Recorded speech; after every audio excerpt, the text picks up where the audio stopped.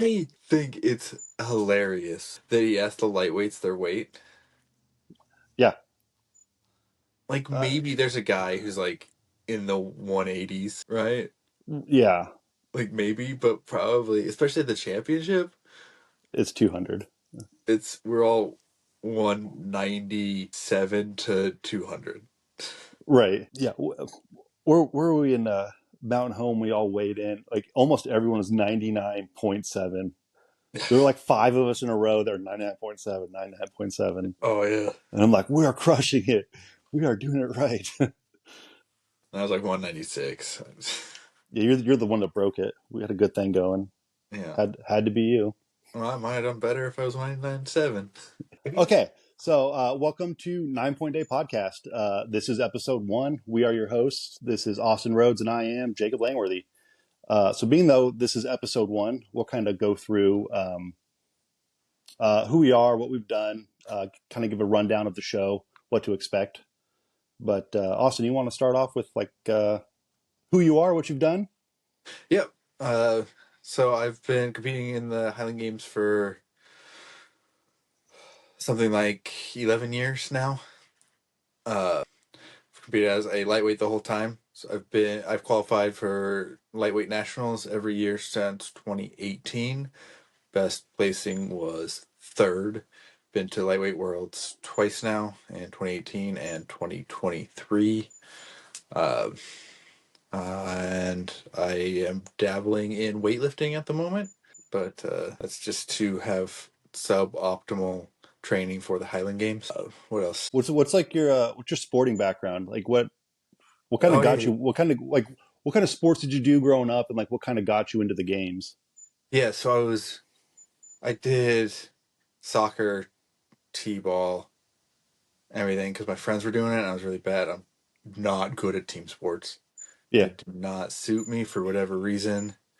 Yeah, so did martial arts growing up, like from 5 or 6 through like 20.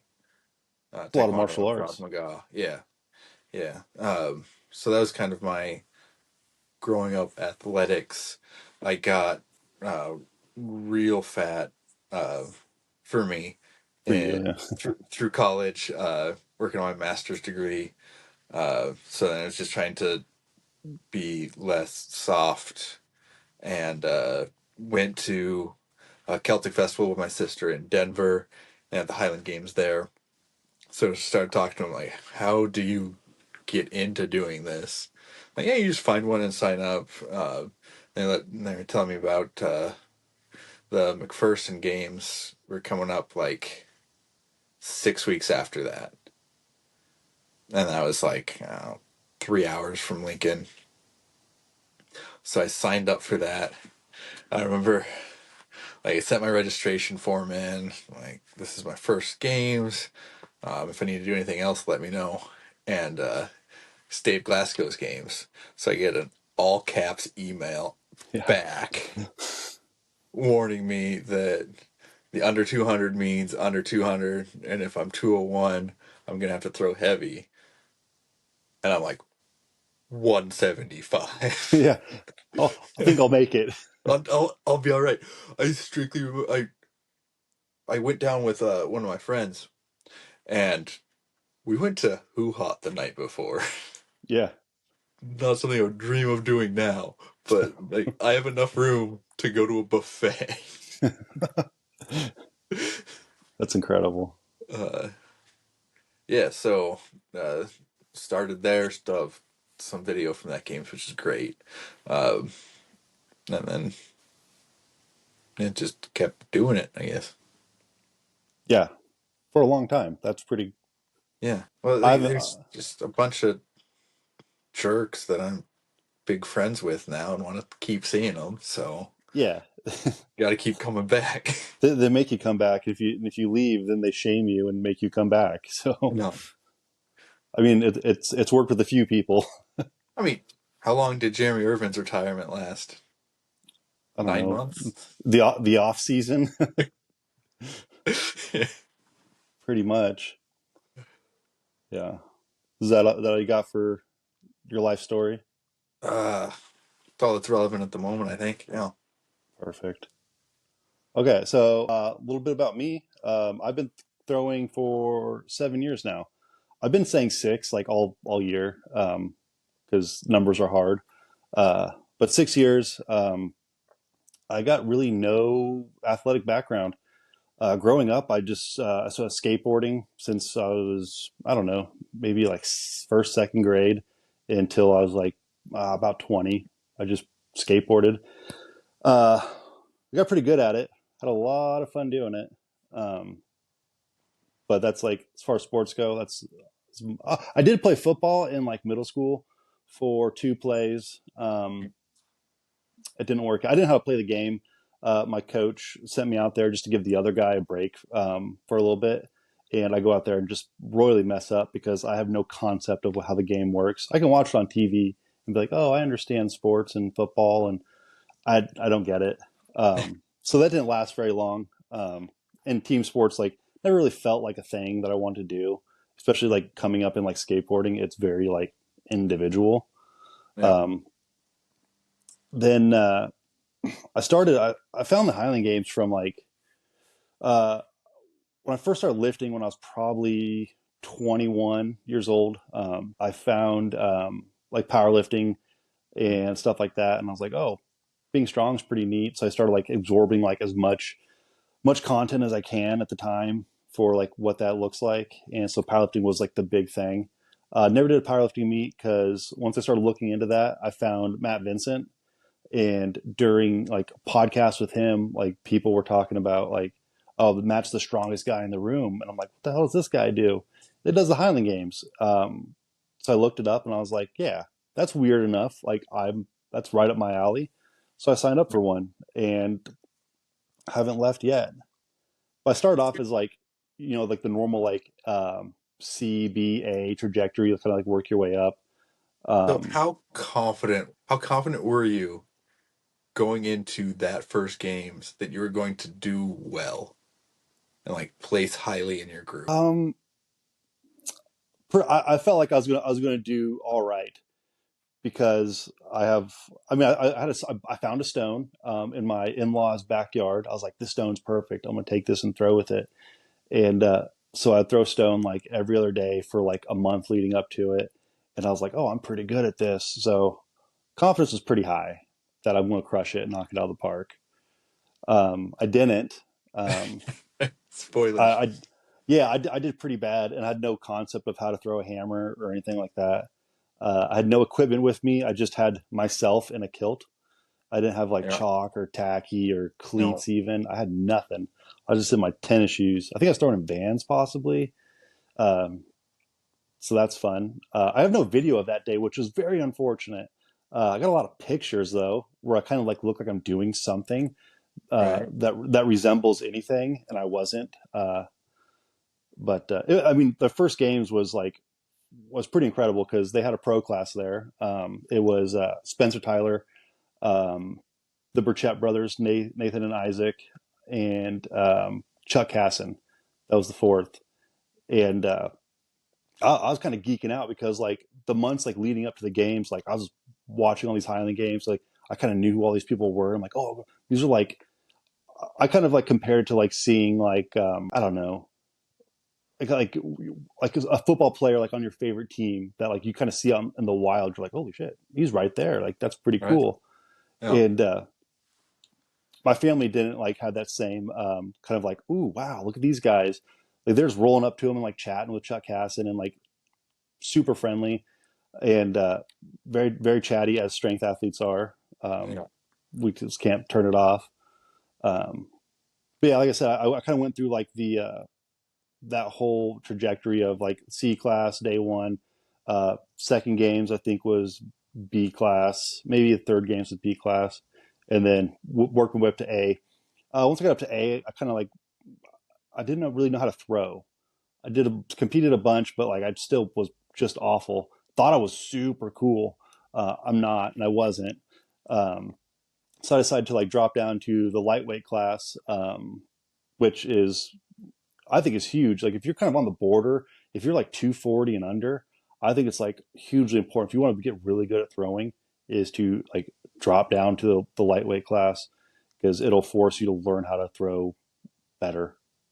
It's I'm not gonna say learn how to throw well, but like it will help you be a little bit better. well, it takes away. You can't just rely on body weight and strength Yeah, because you kind of stuck with what you have to work with. So then you got to figure something else out. yeah. You can't just eat yourself out of like a plateau. Yeah, You have to find a way to get skillfully better. And at the higher end of it, I mean, with I guess with any class really, the higher end of it gets super competitive, and yeah, you guys like we push each other, and so you end up like learning a bunch of stuff that you wouldn't be just middling in the A class. Um, so I did that for 2 years. Went to two national championships, two world championships. Got second at one worlds and both nationals. Um, so that was pretty cool. I think last year would have been I did a nationals, a worlds, and then a amateur worlds. So I had like yeah, three championships in 1 year. So that was pretty cool. yeah. A lot of high level competition. Um, and recently, I just kind of made the jump up to the professional class, which is pretty cool. I did what everyone wants to do. I declared myself pro. So so that's pretty cool. Which is always something I've kind of wanted to do, like day one, because like I found the games from a professional, from Matt Vincent, and I was like, this guy seems pretty cool. He seems to have a lot of fun, like at the highest end of this, and so always in the back of my mind, I've always like, well, that's where I want to end up. Is I want to do what they're doing, and especially like my first games, day one, seeing like Cassidy and Spencer and stuff like that, and I was like, well, yeah, obviously I want to be hanging out with those guys because they're the best out here, and I want to be the best out here. And so I tried really hard and did a thing. That's that's kind of my thing. Oh, I also another thing. Uh, I've set two world records in the lightweight class. One still holds. Yeah, that's really Uh, good. yeah. So and that's for the sheaf toss. So yay for that. Um, and the other one was in heavy hammer. And then I think it was like 3 weeks later, Scott Farr broke that hammer record. He broke both hammer records on the same day, which is pretty incredible. Now they're really high, so if you guys are want to be lightweights and break hammer records, try hard and believe in yourself. Maybe one day, but they're you're gonna have to You go 140 in the light hammer to break it.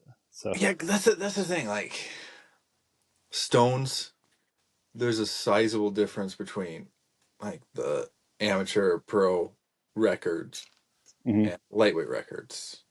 Right. Lightweight for distance, there's a pretty sizable difference in the record. Lightweight to heavyweight. Hmm. But like hammers are pretty tight. Right. Like Yeah. 13 They're not feet far. shorter for the light hammer when it's going 130 some feet already. Like that's Yeah. Oh, I think the lightweight for distance is close. We're about 17 feet. No, 15 feet short because I think it's like 82 right now. And I yeah. think 97 and change is the pro world record. Yeah, but it's the same distance, but out 50 feet farther. It's like the percentages are way different. Right. I'll give that to you. Yeah. The 20 foot six weight over bar stand throw, whatever it is. Yeah, they really got pushed. They really got pushed far in the last 2 years. Yeah. Well, Yeah. because there's a long time. There's like 3 or 4 years probably where I was like a year behind the weight over bar record. Hmm. Like the record gets set, and then a year later, like that's where I was throwing, Yeah, and then it got pushed to over 20 feet. which So is a which maybe next year I'll find another 2.5 feet to my wob. I believe in you, Yeah, but 20 feet wob is a big ask for anyone. It's yeah. huge. Yeah, I feel like anything over 17 is really big on WoB. Maybe that's just to make me feel better. Yeah, I'd say anything over 17 is big. Like But I mean, like anything. if you look at the pro class right now, like there's a lot of guys hitting 17 right now, which is incredible because they weren't 2 years ago, a year and a half ago. Did I see Blatnick just hit 18 the other Uh, day? Possibly he's one of the guys I was thinking of who's hitting 17. Nick Aston's hitting 17. John Van Buren, obviously. Um, No. Dunbar, I'm pretty sure is hitting 17 right now, which is these are all like big numbers. And Dunbar, he's good for it because like I think he still holds the amateur weight over bar record at like 18 feet, Which is very which high. which is very, especially for an amateur. Like there's a lot of those freaks that kind of come out for that at like one event and just knock it out of the park. And like Wobb's one of them. Sheaf's another big one. That I I remember I was at the I was watching the Super A's at Wichita for the IHGF championship, mm, like the first or second year they did it. yeah. And the lightweight class wasn't part of the championship yet, so we were on Sunday. Mm-hmm.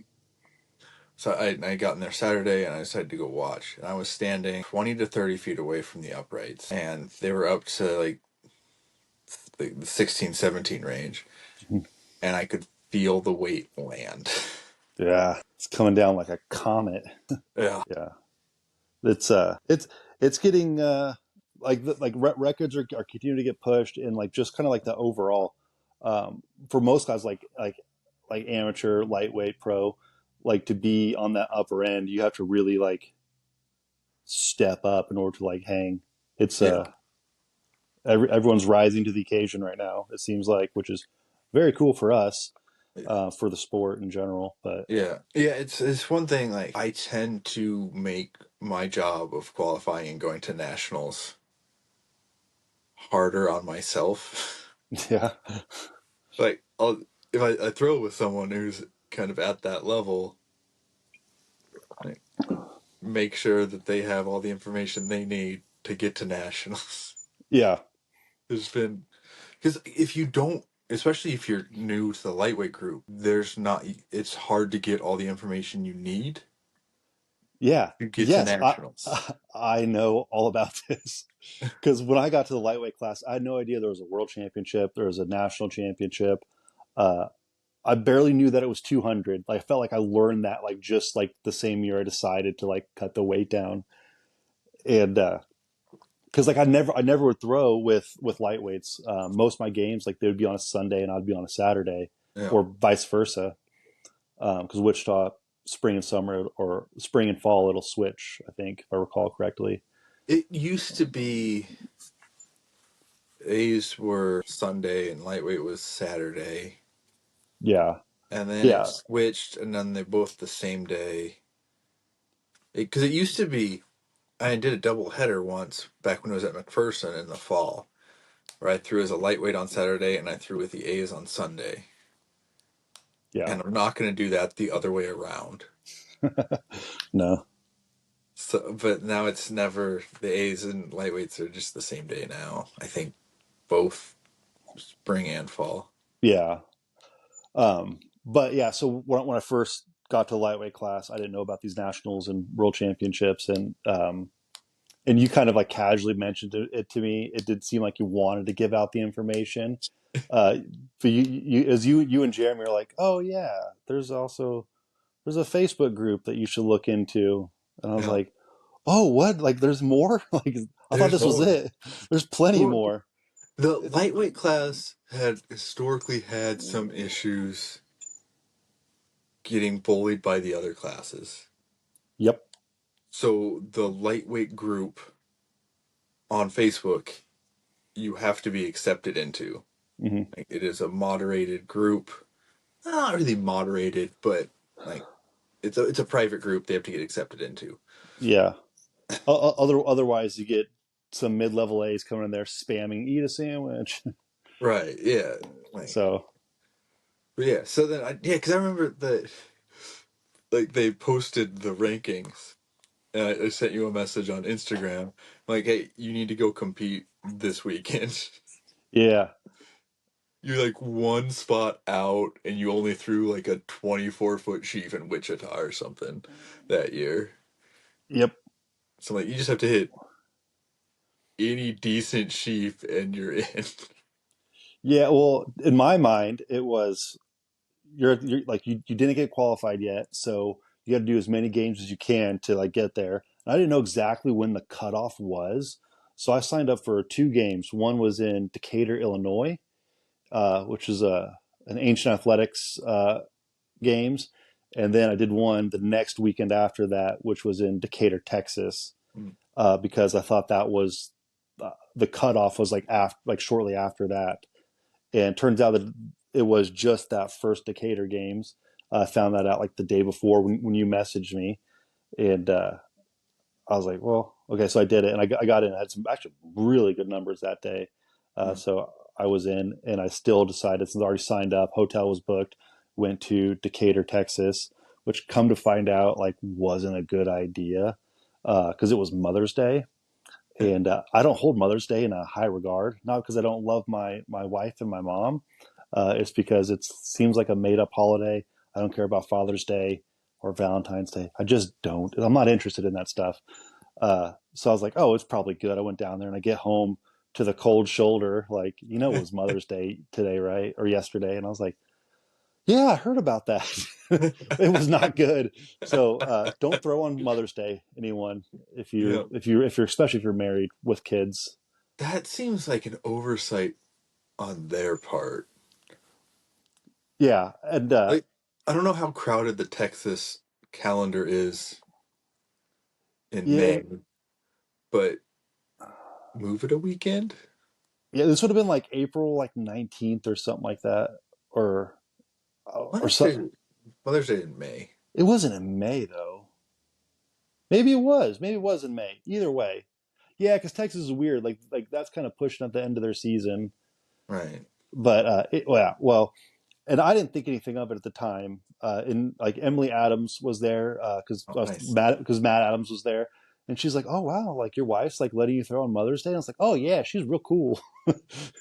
She was until she wasn't, which is like that's kind of how it is for everyone, I guess. Yeah. Yeah. Oh, But getting in the lightweight class is very it's a very unique thing. Like you can sign up for a lightweight class to be in the class, right? Do games, be 200 pounds, but like there's a lot more information if you want to like kick it up a notch and try to make it to championships. yeah. And there's generally rules in place that like that will guide you on the path to like for the worlds, for instance. Yeah.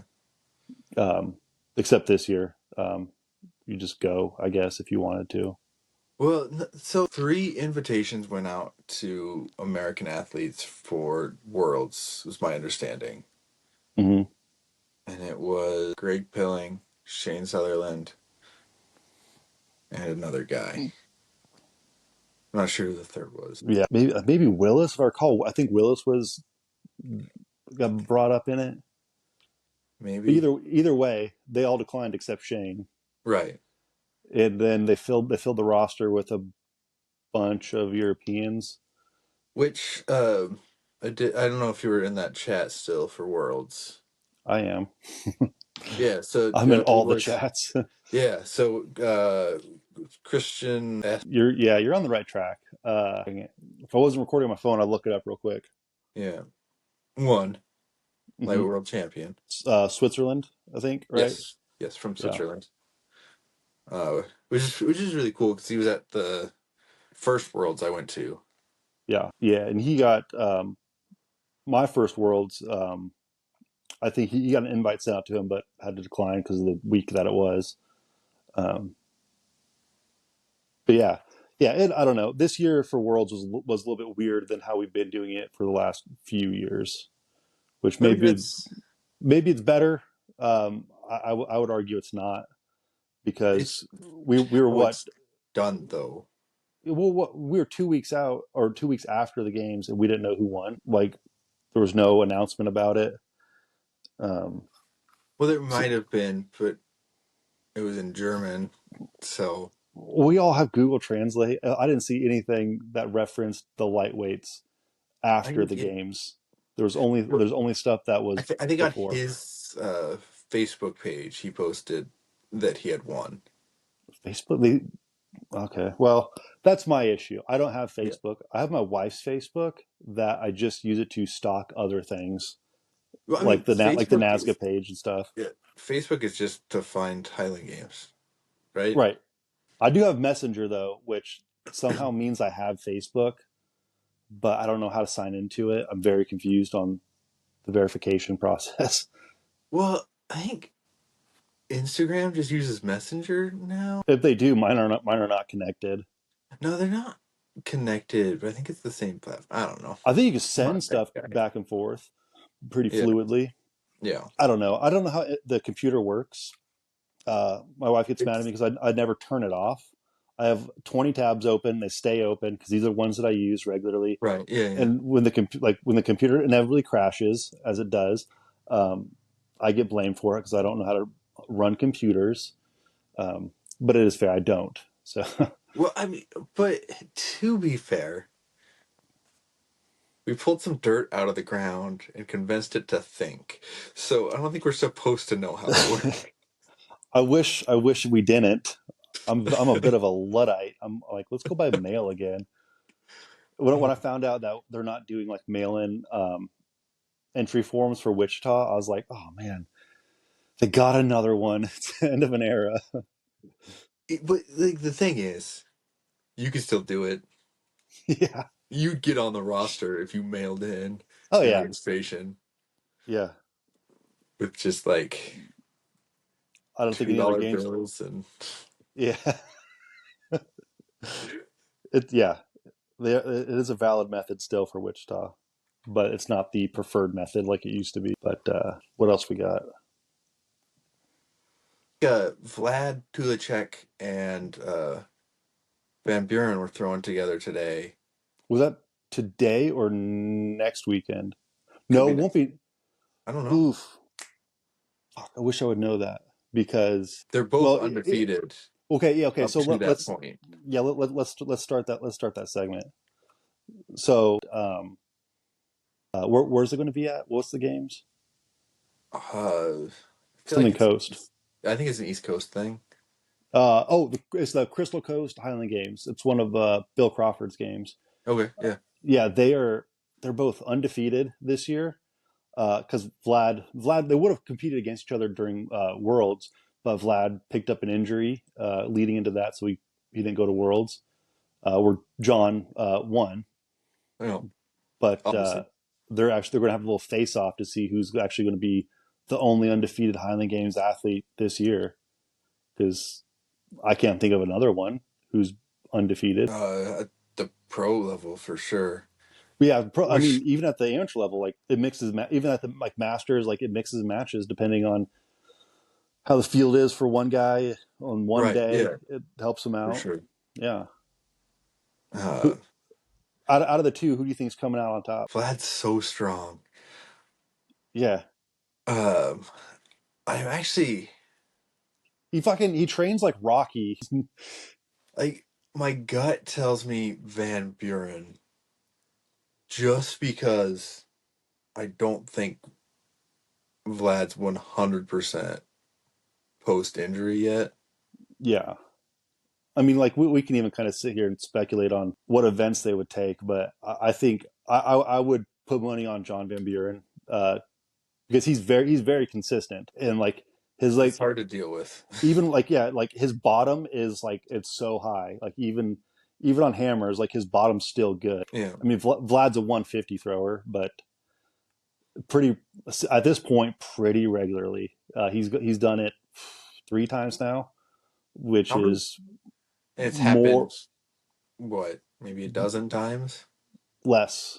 I think That's before Vlad there were I think he's going to be the ninth or tenth. Vlad would be the ninth, probably the ninth or tenth to go over 150. yeah. I don't know everyone on that list. I know Alistair Gunn's on there. Dan McKim, obviously. Yeah. And then Kyle Randall's, this was last year, Kyle Randall's out of Scotland and Damian Fisher both Right. threw 150 on the same day, Right. which I would imagine Kyle would hit that first. So so he'd be like number 7 or 8, and then Damian would be 8 or 9. But I don't know how many times like Dan McKim threw 150 plus. Oh man, Like I know there's I the think it's 10, 11 guys that have thrown 150, but I don't know how many of them have done it more than once. right. I think, man, granted, I've looked this up and I can't remember what the answer was. I want to say McKim has thrown over 150 a few times, I believe it. but Vlad, he did it in the States here, and I think he did 2 more games in Europe this year. I think he went, yeah, he went like, and he's done it like multiple times in one game because at festival at Fort Four, I think it's in New Hampshire. Um, he threw a 152, and the next one was a 150. And there's sick drone footage of him throwing the 150. This was his second, or maybe it was extras, but like it's just and it just goes off. And like, granted, it's an FPV drone, so like the field of view is like really like kind of blown out. It looks like Right. it's flying like 500 yards, Right. but it's still very cool. But Yeah. that was one of the first ones he's done, and then he did proceed to do it after that, which is also incredible. Yeah. Yeah. It's crazy to me that McKim's records still hold. Well, 150 is hard. It's very Yeah. hard. Well, and then, like if he was at, I also wonder if he was at a different field, what those numbers would have been. Because Right, I've heard him tell the story about those records. It's not a good hammer field, and I think it was slightly uphill. right. Well, and like that heavy hammer, a 133, 134, or something like that. Something. That Yeah. I think that's way more impressive than the 150 light. Because even if you're like a giant dude like he is, Yeah. like 130 the heavy is it's bananas. I I can't imagine it. Like his heavy hammer is further than my light hammer, and it's just nuts. Yeah. And like my light hammer's not short by any means. It's pretty. No, It's okay. Could be better, it's but pretty we're good. we're working on it. For a But yeah, lightweight, it was, top tier. yeah, for a moment. And then Scott threw a games, and he's like, "Yeah, I'm back." And I'm like, "Yeah, Yeah. thank you for Yeah. that, Scott." Yeah. uh, but yeah, so like that's going to be pretty interesting to see how those two shake out head to head Yeah. right now. Mostly because like I mean that's like the biggest drama we have in like the Highland Games. Right. Because I don't do a great job of following stats like that, but I am I do. curious the last time someone had an undefeated season as a Highland Games pro. Spencer Tyler, maybe? Nah, because well, maybe, but like He that's also, crazy. but he Like also wouldn't have gone to Worlds or anything either. So it's like no, undefeated, but asterisks, which I guess same thing for Vlad if you're gonna make that distinction. I guess. But I also feel like both of those guys compete a lot. I think Vlad competes a lot Yeah, because the European system's a little bit different than what we have here, yeah, and it's I don't know. I think they get a lot more opportunities because I mean they have Scotland and then they have like all the other like European games in like Belgium and Switzerland and things like that, France France, yeah, that they can just show up and go to. It's yeah, not so much of the rigid system that we have here. right, yeah. I say rigid. It's pretty. It's fluid. It's very fluid, but still. But It's I as mean, like it, it's the as rigid as a system can be without having a governing body. yes, we've agreed on certain things, and that's how they're going to be. Yeah. But the more I think about it, the more I'm like, man, I kind of want to see John Van Buren do it, because like that's nuts. Like that kind of like locks you in on like being one of the best ever. Yeah. Is that you Yeah. like you've competed at like at all these games at like Celtic and Worlds and things like that, and you haven't been beat yet. I mean, it'd be even better if like he went over to Scotland and threw in their conditions, because Right. they're not favorable. The weights are not favorable. The stones aren't favorable. Um, so Ground's that'd be good though. sometimes. I mean, I mean, sometimes you're in a bog, and that's just like, yep, we throw in this bog. yeah, that's true. Yeah, I mean, granted, I've never been. This is what I hear. Well, because I went to Scotland back when I was 19 before I was throwing. Um, Yeah, wasted a trip, but sure. right. No, for sure. No, the funny thing is, like, I was kind of tangentially aware of the Highland Games. I'm like, oh, we should go see the Highland Games while we're there.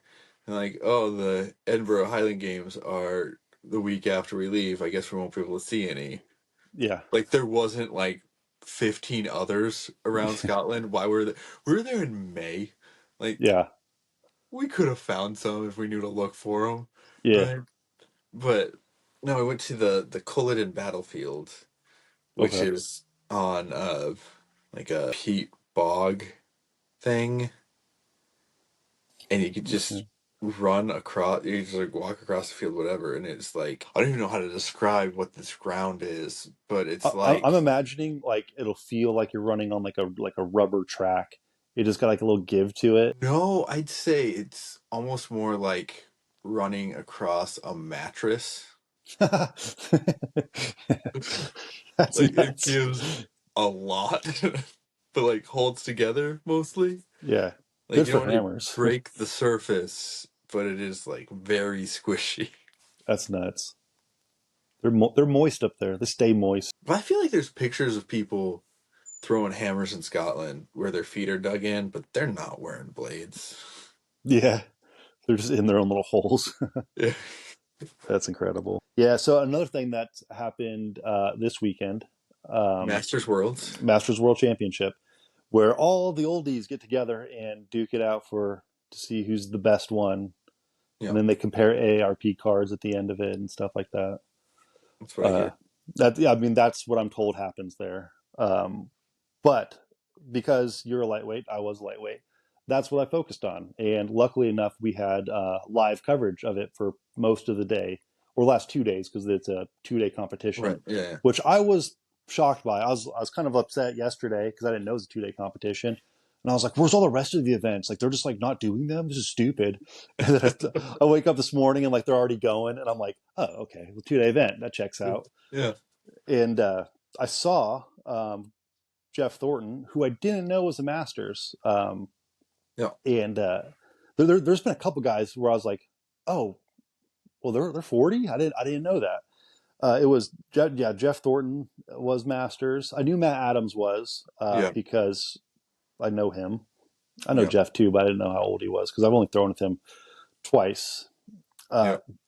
so Jeff set the heavyweight world record in the Masters 40 to 44 lightweight class at like 50 feet and some change.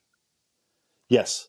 So I was like, I What? was watching, yeah, dude, I was so freaking jazzed. I was like, let's go. I'm just sitting at my computer desk, just cheering. Yeah, it was pretty sick because, um, I mean, the three top guys, or like there were four guys that were kind of crushing it in the heavyweight. Um, and that was, Matt Adams, Mike Burby, and, John Oden and Jeff. Yeah. So those guys, right? Matt Adams threw like 40 and some change. Mike Burby threw 40 and a little bit less than Matt.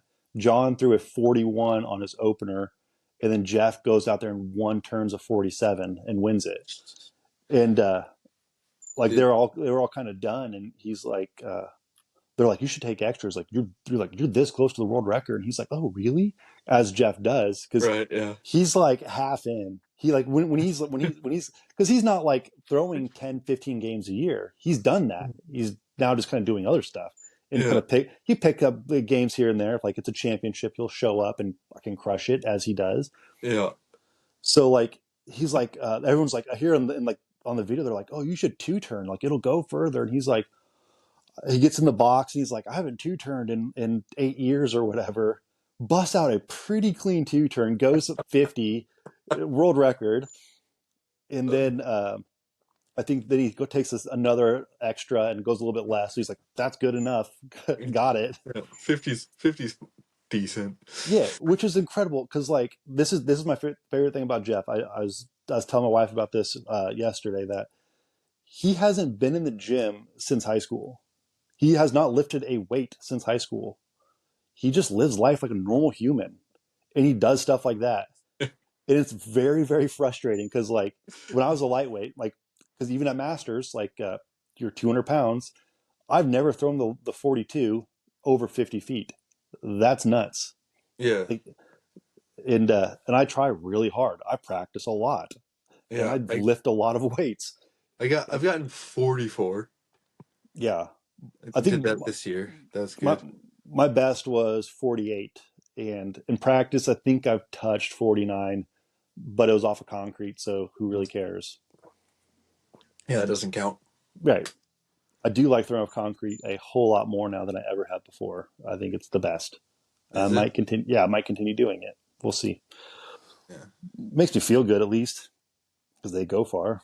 I mean, I did get a pair of shot put shoes, Mhm. rotational shoes. And Yeah, I don't think I've thrown out of them yet, but I have them. yeah.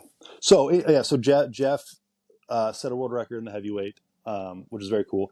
And then I looked today when it was all over. I saw on Instagram that he won the Masters World Championship in the Yeah. lightweight class, which Yep. is which was nuts. Like he's very very consistent. Yeah. No, And it's a great thrower. yeah, so it was, on the podium it was him, Matt Adams in second, and then John Oden for number three. Which I mean, That's a no, strong. it is no offense to Jeff Thornton, but I would not have picked him to be on the podium. But You he likes to make a liar out of me. know, John Oden is difficult to predict Yeah, because if he's connecting on the day, he's gonna be hard to beat, and if he's not, he's not. yeah. But what else? What else? What else do we got on the docket? I do I don't not know. have the agenda in front of me, so I don't know anyone else who did well at the World Championship. I did see the 40 to 44 regular men's. Um, I can't remember who won that. It wasn't who I was thinking. that's fun.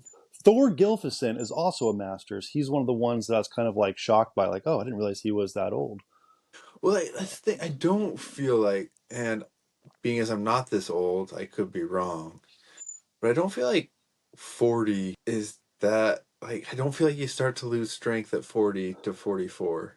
No, well, so I was talking about this but because I'm not a Masters, I don't know exactly what it takes and whatnot. But I was just thinking like 40 to 44 doesn't seem like that big of a gap.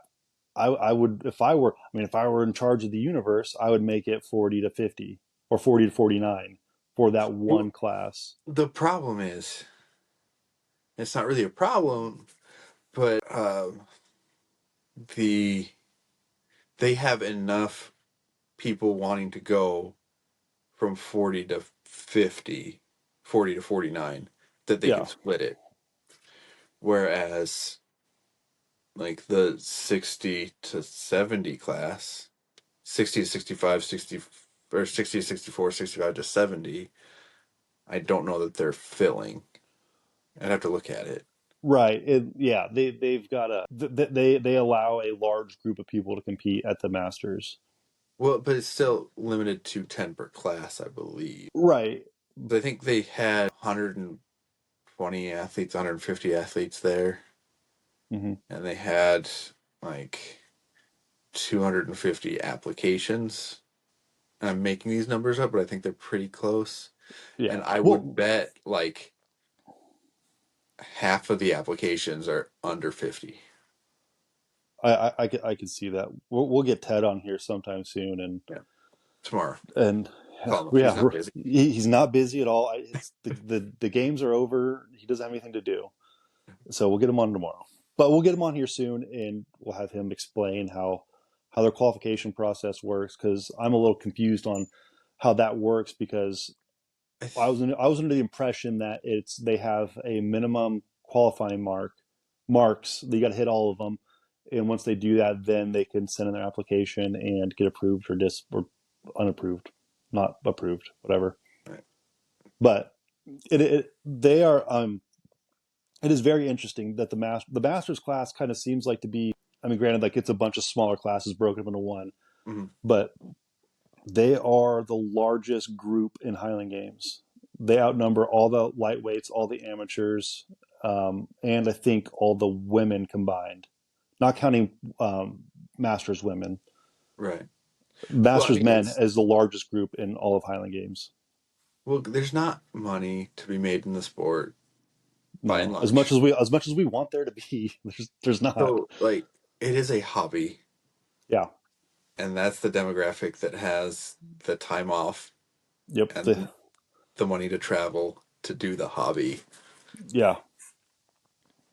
So it makes sense. Previously, Masters Worlds was these are the minimum required marks. If you have these marks, you can sign up for Worlds. First come, first serve. Yeah.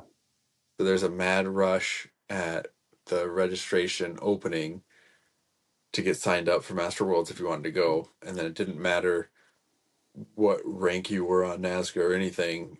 It was just whoever signed up first got to go.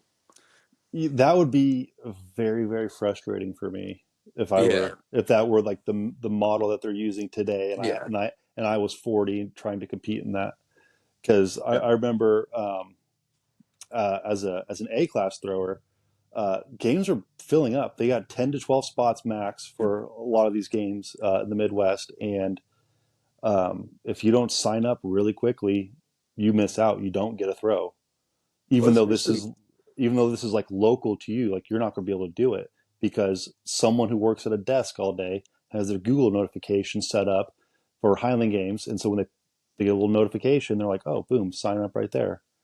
And which me, and that like it does get a little bit tricky too. Like if I were running a games and I had 15 A throwers sign up mhm. and 7 B throwers sign up, I have two Yes. classes of 11. So that's the argument of are there actual classes, or are they just flights? Because we're all amateur. Right. Are we considering Well, that, like?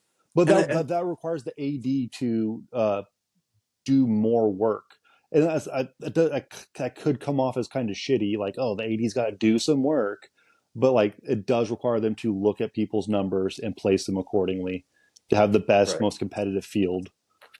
Right. And I mean, I just not.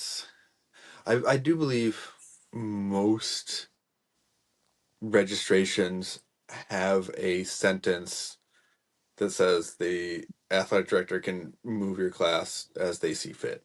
Right. And it's like if it came up where I had a ton of like even if I had a ton of C throwers and I saw half of them had games under their belts, you're a B now. Have fun. Yeah. And so I think out east or back east, they do a little bit more of that, where like they will move people accordingly. So the ABC dilemma doesn't really matter to them. That's where they're going to be for the day. Right. And but like in the Midwest and out west, or the Great Plains, I think we're switching to Great Plains at this point, because Minnesota and Chicago and stuff like that, they've taken Midwest and made it their own. And I think we have to classify ourselves as the Great Plains. But I that's a side I subject. did see a fantastic map. There's a color coded map, like, and it was blue is Midwest Hmm. and red is I'm not sure. Yeah. Every state was just red. That's funny. Yeah. But Yeah. so out here, kind of, once you move from C to B, you're stuck there until you decide to go to A, and there's no going back down, because if an AD, granted, it's always up to the AD what they want to do with their games, but if an AD moves a B guy down to the C class because he's competed twice before and his numbers aren't there, and like the B class is more competitive or whatever, and they need to move that guy down, the C class will pitch a fit out here because this guy's a B class thrower, even though he just was a C 2 days ago or the last week. It's very annoying. So like I think the idea of making them all amateurs and having like the athletic director or co-athletic director sift through all the numbers and adjust classes accordingly for the day is a better Right. option. But that does also require all the men's open to compete on the same day. Yeah, I mean, I Which mean, I guess you get around that by making the cut off for the registration like long enough in advance and be like, well, you sign up for this day, but you're actually on this day, actually throw on this day, so arrange your travel accordingly. But I mean, I don't think it's a huge stretch to have them all it's throw on a the same day. weird it is kind of like from my perspective a little bit of a weird thing to get caught up on just because like I have thrown with the heavyweights but only as an A Yeah, because I was like it would have been like probably 2 or 3 years in throwing and like the first A class I did I'm like I could probably get away with throwing B class, but I think I am good enough to not just feel like I'm in the way all day throwing with the A's. yeah, So I did that, and I didn't get last place in every event. that's the goal. That Is to was the just goal. That not be was the the goal. bottom on everything. You know, last overall, it happens. Someone's got to be there, but just give somebody some points on some events. But like, just the lightweights there's not enough of us to have even an AB flight of lightweights No, 9 times out of 10, 19 times out of 20. yeah, So it's, you'll rarely have 12 at any given games. yeah, And well, like the ones you get like 10 to 12 guys is a championship. yeah, Like locals, you'll get seven. It's like, oh wow, we got a big group today. yeah. But So like just the idea of like, well, and I guess it does make sense that there's the idea that to move to B, you should win a C class. But I really do not like that approach. well, I guess it depends on what you think the C class is. Because in my mind, the C class is a novice class. There's no difference between novice and C. Okay, the Right. only difference between novice and C is whether you have to wear a kilt or you don't. C class, you have to wear a kilt. Novice class, it's like, you might not be interested in this, so But we're not like, going to make you buy a kilt. I just feel like there's a really funny story of a thrower who gets into the games and starts progressing and getting good at throwing, but never leaves the C class because there's always a Dan Tennyson that shows up. Yeah, Like you're throwing solid say A numbers, you still can't win your C class. yeah. He's, he's like one of these days. One of these days. Yeah, that'd be funny. Not And for, I don't think if to move from C to B, I don't think you need to win that class. I Um, think I think you should own. I don't think anyone should throw more than like two C class games. yeah, two to three, like three, you start getting to that position where you're the only guy on the field, only guy in your group who's competed before, so you know everything, and you don't. So, but I think three at the most, and then you move on to the B class, and you stay in the B class until, in my mind, you hit specific numbers. I know a lot of people don't agree with that, but I don't think, and there has to be, in my mind, to move from the B class to the A class, you have to have like the right intention. Like, Yeah, do you want to be an A just because it's the top and the top? There is a higher level to this, but two like more. most amateurs only see the A class as the top, right? Right, So you want to get to the top, and that's why you're making the jump. Like, or do you want to be really good and like you're actually like doing things to get at that level? Because there are guys who I've pushed to move from B to A who were not ready yet, but they're very much interested in they're throwing 3-4 times a week and they're in the gym training for this and they're right, taking like because getting into the games, like finding games is like kind of difficult, especially when you're new. But like if you send this guy like a games like that's like 5 hours away, he's like, oh, I'm there, and he'll right. do this every games you send him. But I don't know, I'm weird about it, But I I mean, guess. my only problem with the minimum marks to move to A is not those need to be regionally based. Uh, No, I don't think so. the Because A class in the Great Plains is not the same A class as the Rocky Mountain, and it's not the same A class as East Coast. It's not the same A class as West Coast. A lot of the top amateurs are kind of in the Midwest. they well I used to agree with that, but I think now they're a little more spread out than they were 4 years ago. That's fair too. 4 years ago, Midwest seemed to be on top, but that's kind of changed. But like if I were to make numbers for the A class to get into the A class, they would be low. Like well, let's go through them. Okay, Yeah, so no, I was gonna put you to it. Like, what are these okay, so numbers? Braemar, you need to be throwing 31 feet, 32 feet probably in the Braemar. 20s, I don't think 20s are there. Open stone, you need to have a 40 like somewhere on Nazca. There's got to be a 40 mark on there for the open stone.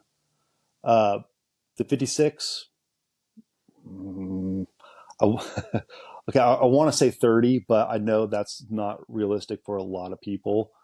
Um, let's go 28. You got to hit 28. Keep it. All right, I guess finish, and I'm gonna amend these. Okay. So Keep going. 20, 28. I would like to see 30, but I realize the 56 is hard for some people to throw. And then for the lightweight, I want to see 60 feet. Hammers, let's go uh, 85, 105, which I really want it to be higher, but there's a huge gap in hammer throwers. Like even at like the top level of the amateurs, you'll see guys who are throwing like a 106 light hammer, and then guys who are throwing close to 140s in the light hammer. There's a big swing in like the top 10 right now Yeah. on Nazca. So Oh, like I want to see one like 85, 105. Caber, I don't care. Whatever the field has. Sometimes they're easy, yeah. sometimes they're Don't. hard. I kind of wish Nazca didn't score Caver. It would make my life a lot happier because pro sticks suck. Like they're so random. Sometimes they're hard, sometimes they're not. You Right. never know. You never know. Right. That's the thing, and they're not consistently entered into the database with, and you can't even do length and weight because that doesn't tell the whole story either. So you'd have to put them in with their With their scoring. Bradshaw score, Yeah, the Bradshaw, which there's two different ways to score a caver, so you have to get yeah. consistent on that too. I don't remember what the other one's called. And I don't think those are necessarily useful because I mean it depends on the type of stick. Like in yeah, it's a whole thing. Okay, but so Right. let's go to sheaf with a 16-pound sheaf because most people are throwing as amateurs are throwing 16-pound sheafs now, Yeah. which I don't hate, but I do think amateurs should throw 20 as often as they could, as they should, right? Like So like you throw 10 games a year, I want to see like 4 of those games be like a 20 pound. And that's just for like, I don't know. Because if you only throw a 16, it's really difficult to throw the 20 after that. Yes. Because I know a lot of guys down in Texas who try to come up in like to Kansas and will throw. They're pretty good with the 16, like they do okay, and then they're hitting like 20, 22 with the 20 because they're just not connecting with it right. So I think it's just for like athlete progression and like growth is like throw the 20 as much as you can. It'll be good for you. Make you stronger, that's for sure. Uh, but I want to see uh, 30 with the 16, 20, 28 with the 16, and 26 with the 20. I think that's reasonable for Sheaf. And Wob, 12 is fine. Now, okay, now that I say all those, I'm realizing, like I said, they will be pretty low in order to like it would be facilitating like growth of the sport, right? To get people moving up. Those numbers I said were kind of high, Yeah. So what I was but gonna, this is what I believe in. Okay. I was gonna add the caveat of, okay, first of all, WOB I would change to 14. Just because you're bad at it Most people are doesn't bad at mean it. no. But here's I've changed WOB to 14. Okay. Keep your heavyweight at 30, and then say at least 4 of these numbers. You don't need to be hitting all these across all 8, but at least half the events. You should be hitting these numbers and not be crazy far out on the others. I guess you can make the call like Because would you call them a? Would you say this person should be throwing in the B class if they threw a 29 Braemar, a 38 Open, a 27 heavyweight, a 59 lightweight, 80 100 hammers, got 26 16-pound sheaf, and a 12 foot weight over bar. yes. Yeah, it's just a B athlete. That's a B athlete. It's the only thing I would say is like a little like your borderline is just the hammers. I think those hammers are a little bit borderline. I think everything else is a solid B. Okay. That's I mean I don't know. Maybe I'm crazy here. I don't know. But okay, so what have you done with the 56 on Wob? Have you gone 14? I've done 14 and I've gotten really close to 15. Yeah. But so you're the exception when it comes to Wob because you're very good at it. I am very good at it. Yeah, But it's but most people aren't because the 56 sucks. no, they aren't because I don't practice. I practice all the time. Okay, Uh, I'm still fighting for my life out here. no, so this is one of like the this is one of my meaner traits that I get enjoyment out of. Um, when I throw with the heavyweights and we throw wob and I'm at the top of the class Mm. and then we start talking about gym numbers. Yeah, yeah, yeah, yeah. But so like there's a like, and you're kind of like one of those examples of like there are events that um you could just you find technically correct, like you get it. You Right. don't like because like I like to make the argument that like if you're like 6 foot, around 6 foot tall, 265 pounds is a good weight to be at to throw the 56 for distance. But also, you can be 220 and throw 40 foot heavyweight. Yeah. It's entirely possible. But like I don't know, like you have to like really understand the event. You'd be technically good, but like I guess I'm stumbling on like the right phrasing of it. Like you can be Well, really like technically good at throwing the 56 at 220 pounds, but like you have to like really like feel it to be able to like actually do something good with it. well, and I think And part of the you're like problem, that with Wob. Like you get it. yeah, but I think part of the problem with being lighter and throwing the 56 is recovering from throwing the 56. That I think having the extra weight allows you to get more reps in. Yeah. Because the 56, kind of ruins me whenever I throw it. I would agree with that. At a lighter weight. Yeah. And I don't know if you feel like it beats you up less now than it did 2 years ago, a year ago. Uh, I think it beats me up less. I throw it a whole lot more now because like I have no other option. I'm not throwing the 42 at all Right. anymore. So like I throw the 56. I mean, I could throw like a 49 or something like that, but I don't feel I need to because like I know Matt Vincent back in the day was throwing the 49 a bunch because you can still move fast and you get more reps in throughout the course of a year. But I'm thinking like I thought about it, I'm like, well, how many more reps am I actually going to get by just dropping that couple pounds? Like, am I really going to be throwing like 10 more throws of practice? Because I'm already throwing 10 throws of practice at a minimum, Right. I, and I'm fine. My Yeah. hand gets a little chewed up. I got a nice Yeah. little blood blister right there, which is Well, yeah. pissing me off because it Yeah. hurts. Yeah. That's the only issue with the 56 is it just my hand kind of feels it. My body's fine. Sure. My thumb hates the 56. We're grabbing it wrong. I the 42, like I can hook grip, doesn't bother me at all. Yeah, Pretty much like any handle is fine. The 56, like especially like my first practice, if I know I'm throwing A's, and my thumb just hurts. it is an acquired taste for sure. Like anytime like guys who like start and like they're kind of getting good numbers and like the weights for distance, I'm like, well, now you have to start hook gripping because that's the only way to throw farther at this point.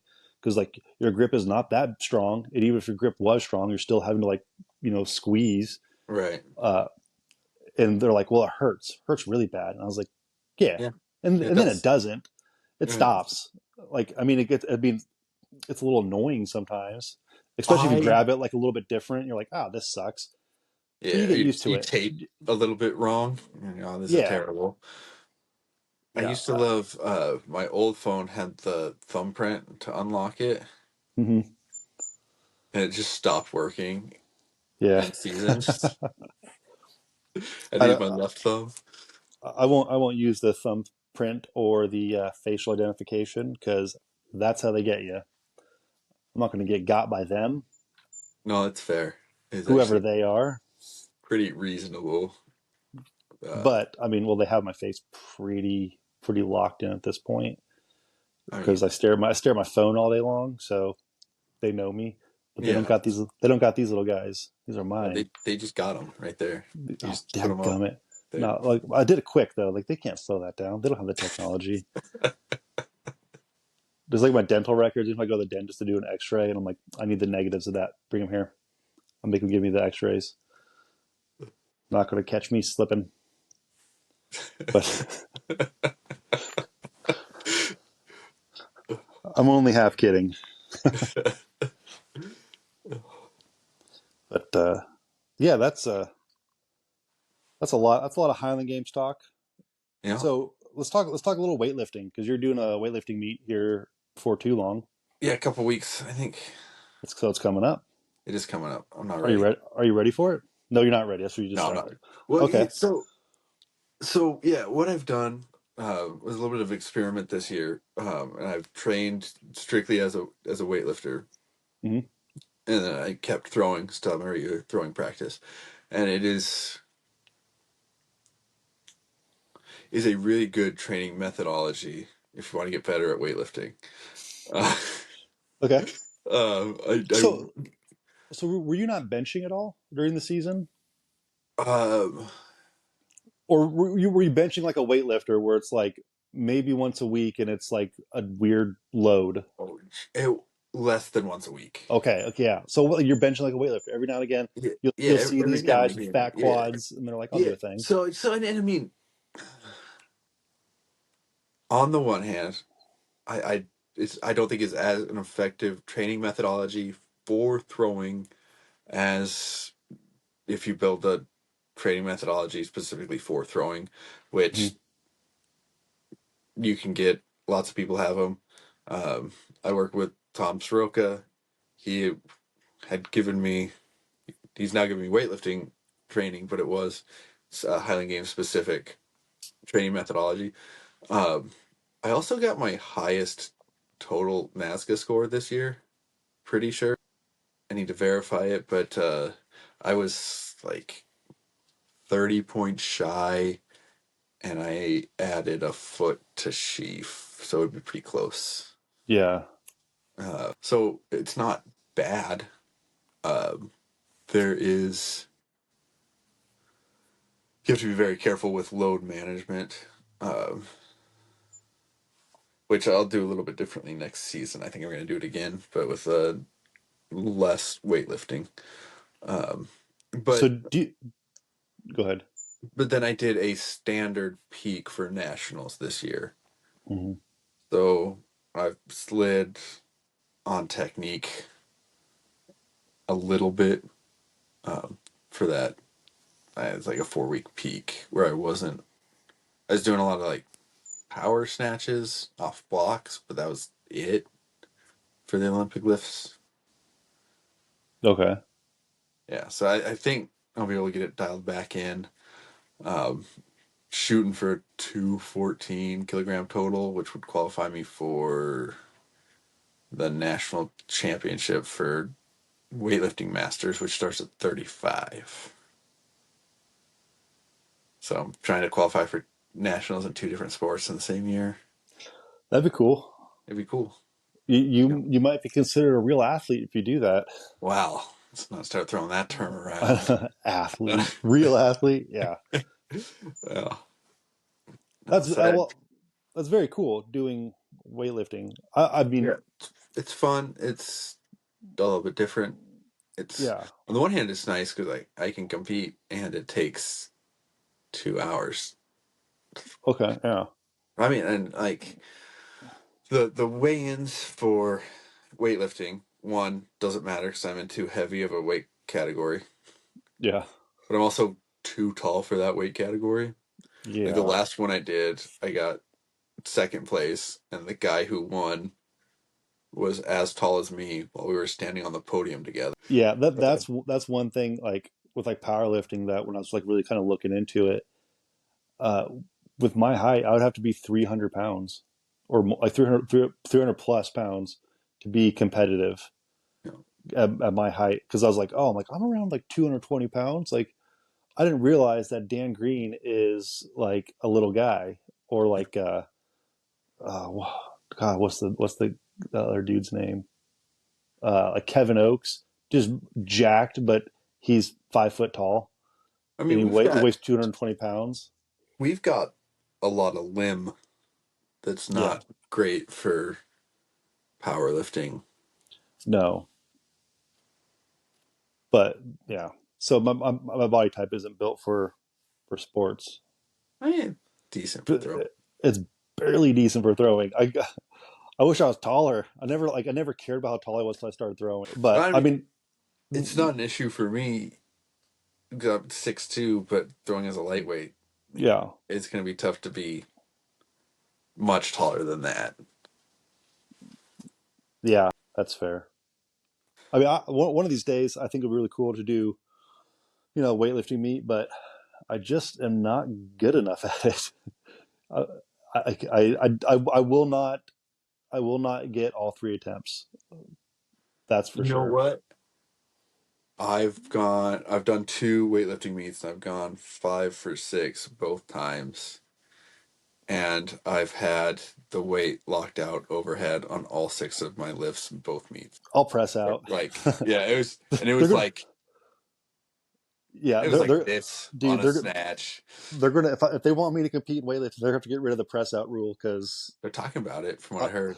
yes, okay, they need to. I get so mad watching weightlifting because the judge and the juries are they just call it however they want. They don't like Which I either they don't have know. like an ulterior motive, like someone's paying them, which is entirely possible at the Olympic and like world level. It's happened, like, but they're letting a lot of shit through and getting people on stuff that you're like, really, really, are we seriously calling that a press out?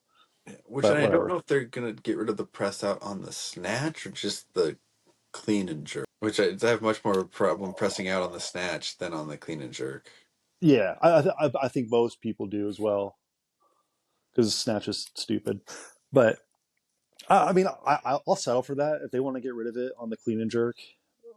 But my issue is that from what I understand, the reason they have the press out rule is because they're trying to separate it from a clean and press. Right. Okay, if we're yanking it from the floor, like we know what a snatch looks like how are you saying this is like we're like this is a press? You know what I mean? Like it's coming in one motion overhead. There's just a little there's just a little buckle. That's not a press. Okay, it's not. If they stop here or like have like a break and then like go out, like okay, then maybe that's a press. But it's Right. not. It makes me so mad, and it makes the sport more difficult to watch for the average viewer. Or it makes Yeah. it better because I'm sitting there getting pissed off at these people, these strangers I've never met before. Right. Yeah. So That's the whole ploy. if they want me to have enemies, they're doing it. They're crushing it. Yeah. No, I mean, you probably don't have to go that far to compete in a local thing, and then just I just don't want add. to bomb out. And I No, believe I so will because my technique is too sloppy. And weight not selection is. so. I'll be My real. first weightlifting meet, I opened at 70 kilograms on the snatch. It's like 150. That's what you opened at. Yeah, See that's what I'd end at. it was fine. It doesn't matter. It's not fine. But like, I'm too strong for that. but I also caught it pretty much straight legged. Like, it was all power, just throwing it all the way up Yeah. and catching it. And I think I did small jumps. I think I did 70, 72, 74. And then I opened clean and jerk at 100, 103, 106. I got called for a press out on the 106. But it was like, I told Tom, like, hey, I'm going to do a weightlifting meet. He's like, cool. Tell me what you think you want to hit, and I'll give you the warm ups and reps. I'm like, are you gonna send over like a prep program? I was like, yeah, don't worry about it on this one. just do it. Yeah, that's probably See smart. what you think. Yeah. So it's fine. Let's not put out too much effort yet. Just yet. Yeah. Like the worst part of it for me is, since he's not local, like he has my warm up timing and weights and everything, but I have to try and time it myself, Yeah. and like it doesn't get as crazy as like the world level ones where people are changing attempts all over the place. Yeah. You don't have a. You don't need a guy running back and forth for Right. you. Like, especially the first one, I'm like, okay, there's like three names before me on the snatch. So I need to start warming up at this time. But then I ended up warming up way early because I didn't take into account that, yes, there's three people snatching before me, but two of those people are going to have all three of their attempts before my first one. So I'm not four attempts in, I'm eight attempts in. Yeah. And I don't know that it really matters that much, but it would be nice to have someone there that's just like, pull that, Yeah. Go do this. Do this right load now. that, pull that one now. I think about this all the time for Highland games. That I wish we could have like a guy on the field who's like your guy. This is like if we don't have to like mark and shag our own stuff. Yeah, If I can like hire my brother to hang out with me like all weekend and be like I need some water and he runs over and gets me water, then I'm like I need a guy who can like set up my camera that I don't have to worry about like anything. I could just throw. I think that would be really sweet. Very unrealistic for what the Highland Games is, for but sure. would be cool. I think it'd be doable for most fields. But everyone's got it. Everyone can bring their own guy or girl. Yeah, yeah. That's a lot. That's a big bunch of that's a bunch of people on the field. It's not that far off of that on a lot of fields with spouses and things. I'll give it to you. Mostly, I don't want to set up my camera. I want all the footage that I can. I want to see everyone's attempts, everyone's throws. I want to like record it all. I don't have to monitor my phone overheating or charging or running out of storage. I want someone to take care of that for me. That would make my day a lot easier. That's the I Most games, my footage ends after lightweight because I can't take it anymore. I gotta I gotta do the thing that I'm here to actually do.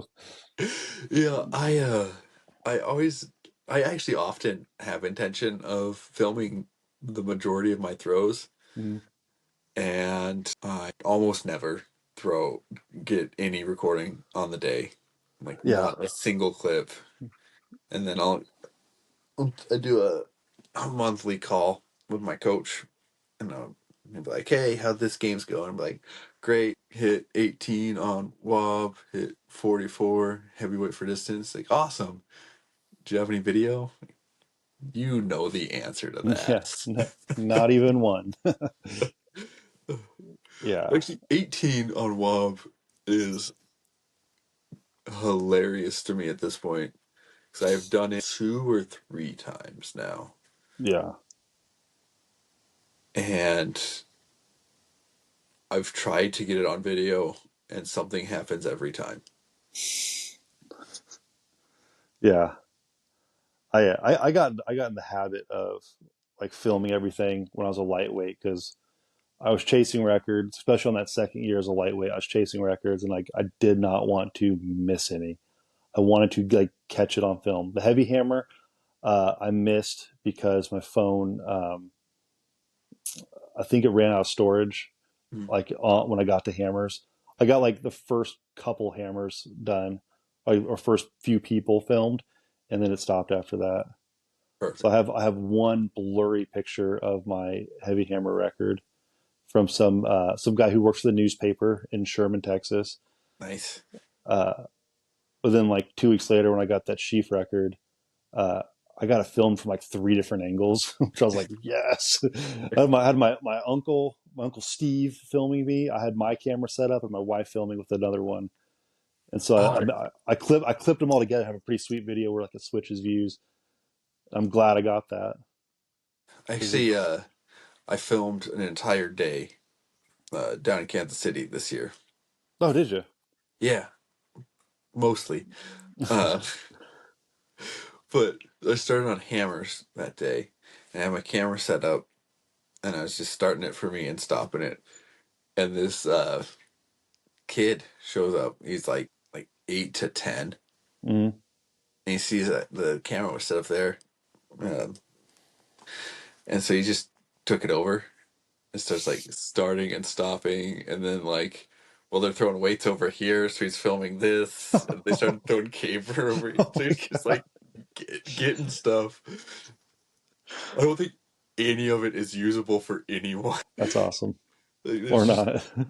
my knees down throwing hammers.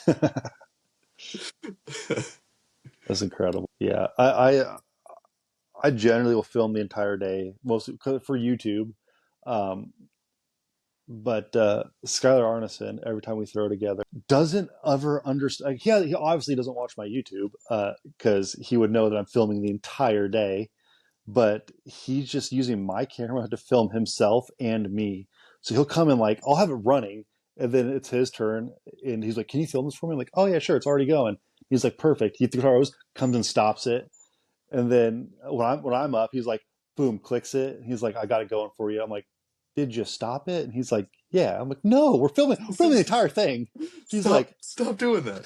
"Yeah." I thought I was helping. I'm like, "You're not. You're making this way worse." But like he's done that a few times, I'm and so excited for the Wichita video now. yeah, I just they'll be missing stuff because of him just stopping it. Yeah, which is fun. It can't all be perfect, and also like I don't take the YouTube that serious, so I don't care. If I did take it serious, I'd have someone actually filming because having that one view behind the trig, it gets so boring. Like there's no dynamic like angles or anything. It's just plain. So what you're telling me is you need to invest in a drone. And a drone pilot. Also, the drone foot. I never like drone footage when I see it, and also I don't want to hear the drone. That is very distracting. That is fair. Drones are kind Pe- of terrible. People chanting my name is distracting, but it happens. It does on occasion happen. We need to establish the nerd bro spectrum. Oh yeah, We need to put the bro ourselves nerd on. spectrum. Yes. Okay. So we're I know where you fall on it. Do you? Yeah, you're a hard nerd. Like So I was gonna have it like at a percentage, right? I think that's makes okay, the most sense. I was gonna put myself at 90% nerd, 10% bro. I can't argue with that for you. I feel like that is dead on.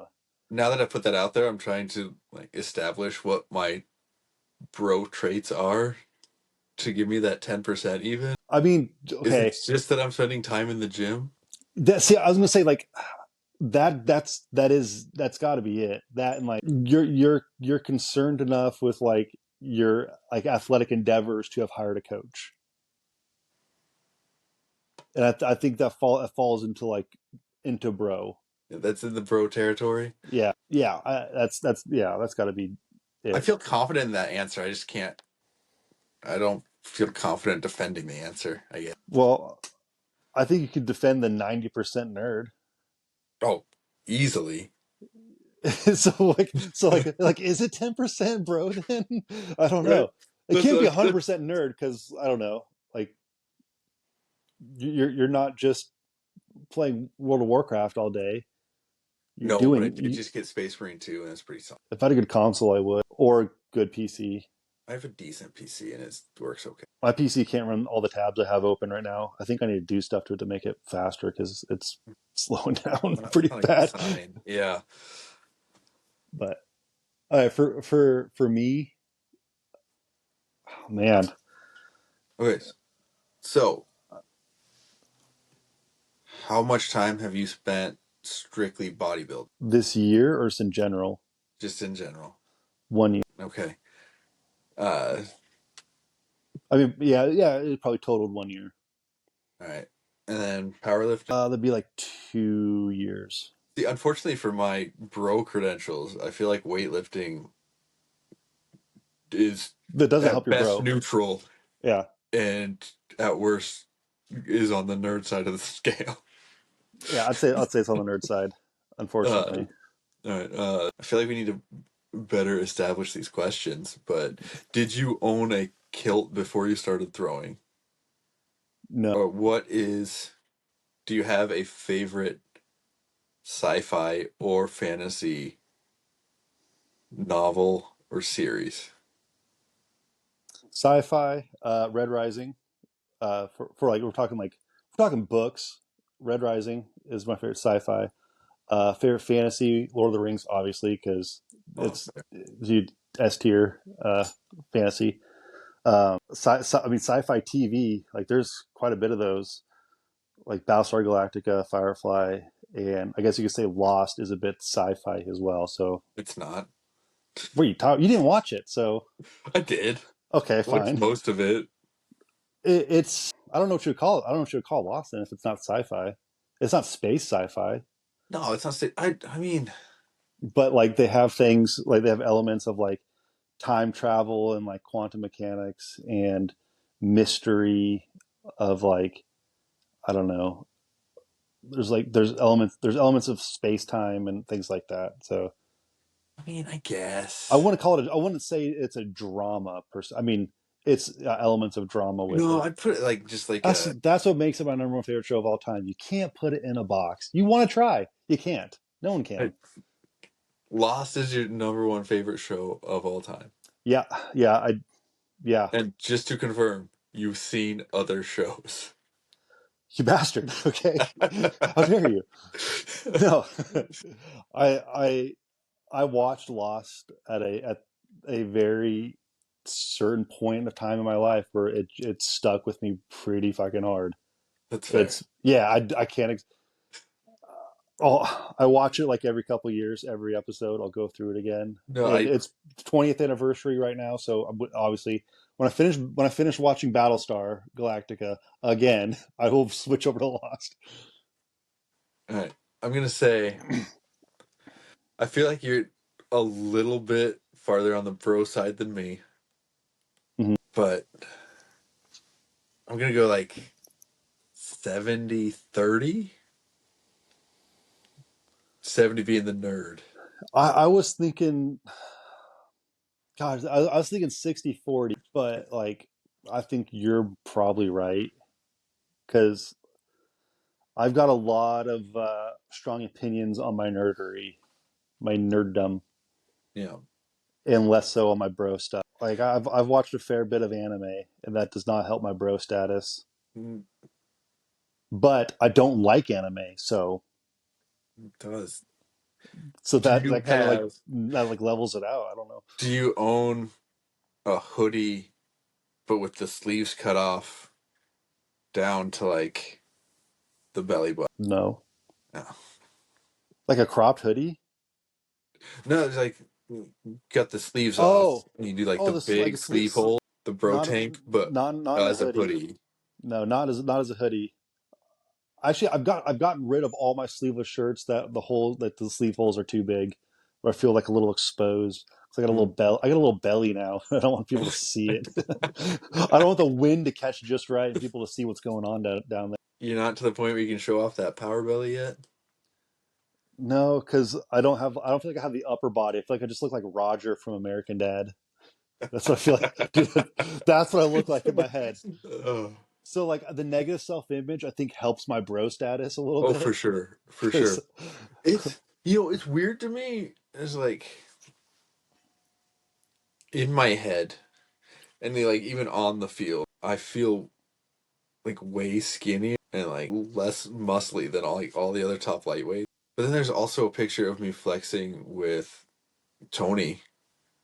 Like Donay, biceps are pretty similar. big bro. Oh, for sure. I tell this story all the time, and I don't know if he wants me to share it here, but I'm gonna share it.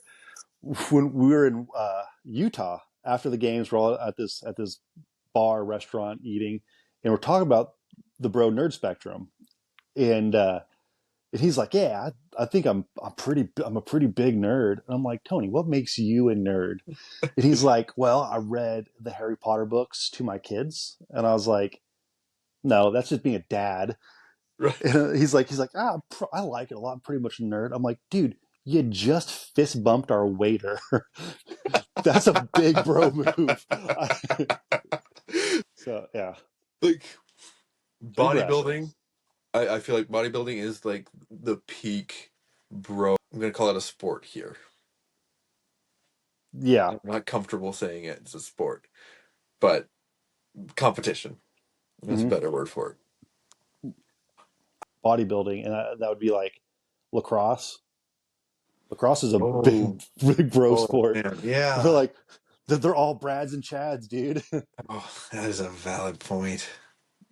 If we ever get a website, we need to have So, just the full spectrum and where so yeah, everyone I'm sitting here trying to figure out how we can take, like, make an actual test, and all our guests come on here. We got to make them do this test first. And it's the most important thing about this podcast. They got to take this nerd spectrum just test. starting off the top with that. Yeah, So I feel like the question of, and I don't know how we want to word it, do you have or what is your favorite fantasy or sci-fi novel or series? that's Because if that's they go on a tangent on that, like that's big nerd energy right yeah. there. That see okay see that's why I think like I fall pretty hard into 70% nerd because I can rant for hours on my things. Yeah. But yeah, so the okay, just for the people watching and enjoying this show, the bro nerd spectrum is the most important thing about this. It is not the Highland Games. That's a secondary thing, and then everything else falls in line after that. Like Absolutely. yeah, Highland Games, weightlifting, strongman, things like that. Okay. Okay. Um, All right, so that's it. We're pretty much coming up on time. So kind of again, mostly highly game stuff. Nerd Bro Spectrum. We're going to cover all this stuff. We're getting guests coming up real soon. Just pay attention to that. All your favorite pros, other athletes, ads, coaches, people from other sports. I know a lot of people do other kind of like fringy strength sports that we'll get on and have them share their nonsense with that. So just stay tuned. Austin, you have anything else to say? Uh, Coaching, reach out to Jacob if you have minor questions. You can reach out to me, but probably better to reach out to not Yeah, me. yeah. Reach out to us if you got like if you need help with anything on Highland Games related. Uh, just general stuff like that. Don't hesitate to reach out. We're trying to aim for like every week to kind of get a new episode out for you guys. So just stay tuned for that. Thanks for listening. As always, so far, God bless.